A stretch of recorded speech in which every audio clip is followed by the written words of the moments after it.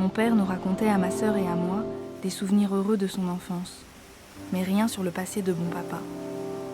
Ma mère restait silencieuse.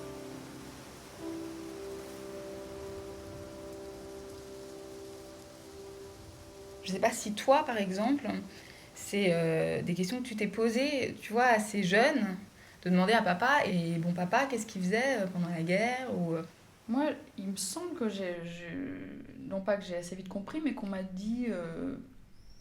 on m'a laissé entendre qu'il fallait pas avoir d'illusions et que de toute façon, il avait été, entre guillemets, du mauvais côté, quoi.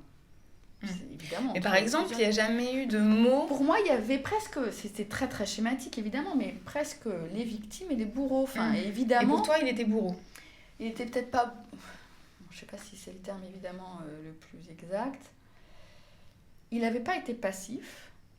Il avait été un peu actif, je savais pas trop comment. Ouais. Et par moi, exemple... par exemple, j'ai toujours su que papa il s'appelait Philippe pour Philippe Pétain, par exemple. Ça, c'est vrai qu'on a toujours... Donc évidemment. Et qu'il est né en 42, enfin que c'est pas anodin. Tu t'es jamais dit que tu l'avais aimé ou que tu l'aimais? Ah non. Je crois que je me suis jamais dit que je l'avais aimé. Je me demande si je l'ai... Oui, en même temps, quand tu me montres la première photo... Oui, je l'ai peut-être aimé, mais alors vraiment, je m'en souviens pas. Hein.